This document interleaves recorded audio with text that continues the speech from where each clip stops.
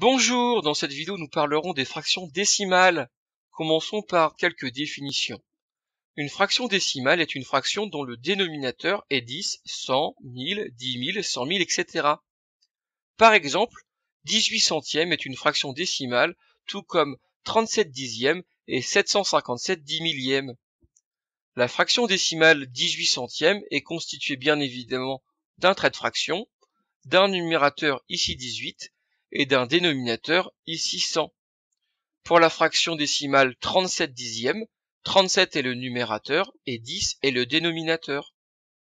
Pour la fraction 757 dix millièmes, 757 est le numérateur et 10 000 est le dénominateur. Un moyen mémotechnique pour se rappeler du vocabulaire: pour numérateur, pensez aux nuages qui sont en haut, et pour dénominateur, pensez aux démons qui sont en bas. Historiquement, on calculait avec des fractions décimales, mais pour des raisons de praticité, on a inventé l'écriture décimale, c'est-à-dire l'écriture avec des nombres à virgule. D'où la propriété, toute fraction décimale peut être traduite par un nombre décimal. Pour passer d'une fraction décimale aux nombres décimaux, on effectue la division du numérateur par le dénominateur. Par exemple, 72 dixièmes revient à effectuer l'opération 72 divisé par 10, ce qui donne 7,2. Pour 124 dixièmes, on effectue l'opération 124 divisé par 10, ce qui donne 12,4.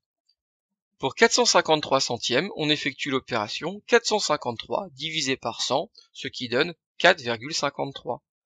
Pour 9 millièmes, on divise 9 par 1000 et on obtient 0,009. Maintenant que l'on a vu qu'on pouvait passer d'une écriture à une autre, on peut se demander s'il est possible de le faire dans l'autre sens. C'est-à-dire, peut-on passer des nombres décimaux aux fractions décimales? Eh bien, cette propriété répond à la question. Tout nombre décimal peut être traduit par une fraction décimale. Par exemple, comment passer de 6,4 en fraction décimale? On réécrit 6,4 au numérateur mais sans virgule, ce qui donne 64 au numérateur. On compte le nombre de chiffres après la virgule, il y en a un, donc on mettra qu'un seul zéro au dénominateur. Ainsi, le dénominateur sera 10. On vient de trouver que 6,4 est égal à 64 dixièmes. Cette méthode fonctionne avec tous les nombres décimaux. Par exemple, avec 0,00701. On enlève la virgule et les zéros inutiles, on obtient au numérateur 701. On constate qu'il y a 5 chiffres après la virgule, donc le dénominateur est 100 000.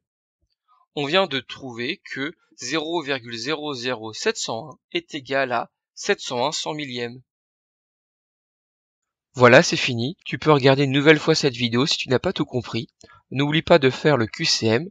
On se retrouve en classe. Au revoir.